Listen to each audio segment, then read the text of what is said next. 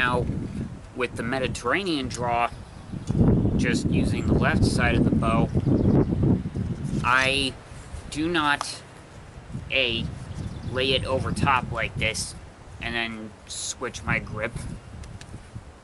I hate doing that, especially since it's really hard to see the nock, like where it is on the string.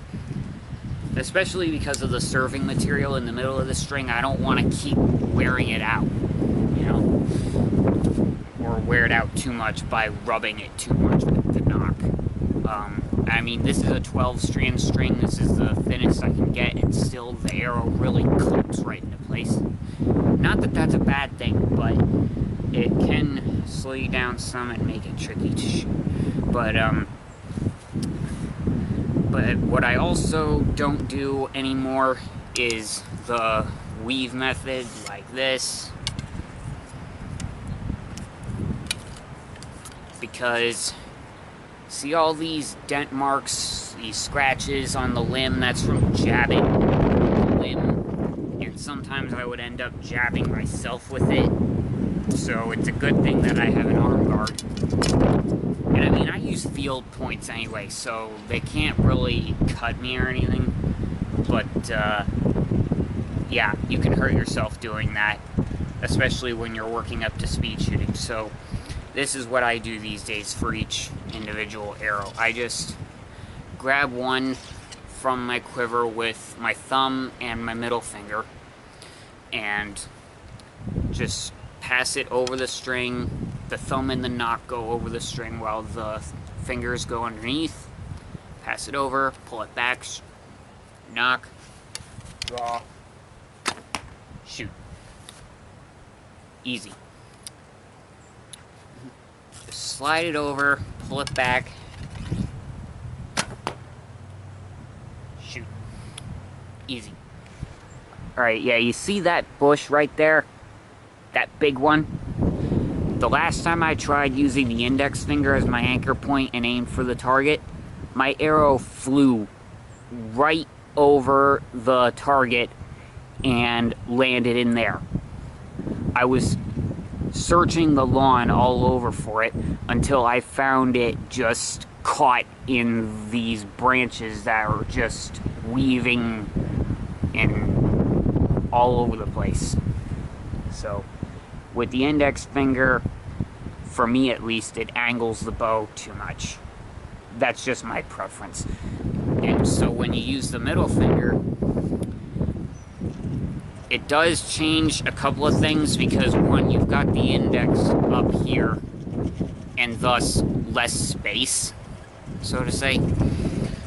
So then, and I mean, just about anybody using the Mediterranean draw tilts the bow like this, you know? But you definitely need to do it for this to occupy that space again. And also because when you do this, then without having the bowstring close to your nose, then it makes the arrowhead point just a little bit to the left. And so then you kind of have to swivel the bow just a little bit. But the easiest way to do it is to just tilt it and draw back this way.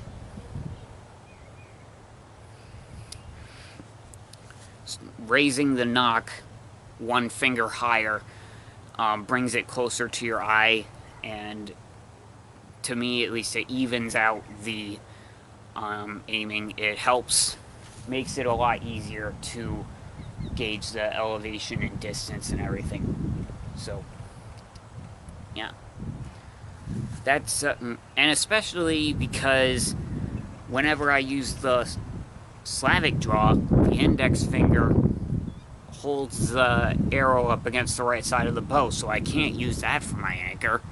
So when I use that draw, I already have to use that one to aim. So then when I use the Mediterranean draw, I want to make sure that I'm not aiming differently. You know what I mean? Because otherwise it's like I'm using a whole different angle to aim. Whereas if I use the same finger for both methods, then the aiming levels the same, and it really helps when you're working on consistency.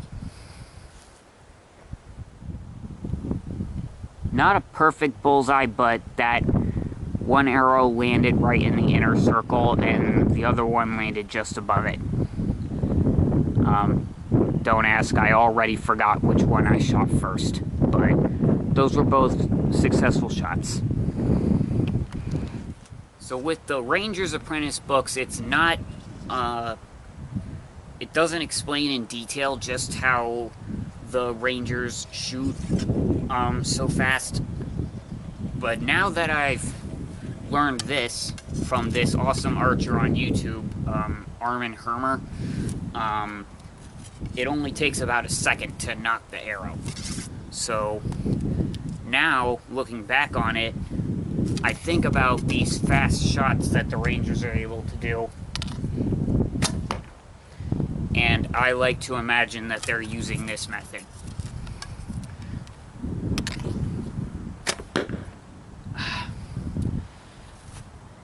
But see, there's also the trouble with the Mediterranean draw, keeping the arrow under control. Because it can fall right off the shelf because of the string curl and everything. Because when you pull back, the string curls. And that's why it'll swerve in a certain direction. So like when I use the Slavic, for example, it'll go off to the right, because that's the way that the string kind of turns. And it also has to do with Archer's Paradox, too. Now, I know a lot of people have the impression that Archer's Paradox, that what it means is that the arrow flexes and bends because of the force behind it, and then starts moving side to side like a snake through the air before it straightens out and starts spinning. No, that's not it. Well, I mean, I can see why it's confusing. That's the result of Archer's Paradox. So, I mean, I can understand why it's confusing for some people. I'm not gonna, call anybody out, but I can see why it's a confusing thing to define. It's like most people, when they think of Archer's Paradox, they think of when the arrow does this, because it's the result of the Archer's Paradox, where it changes its angle when you draw the bow. When you draw, it straightens out, whereas when you have it just on the bow like this, it's angled. So, like here, it's angled to the right, and here on this side, it's angled to the left. But when I pull it back, it straightens out.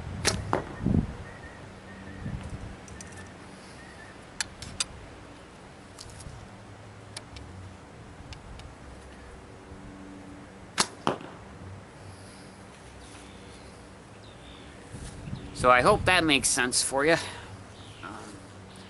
And I hope you found this video interesting.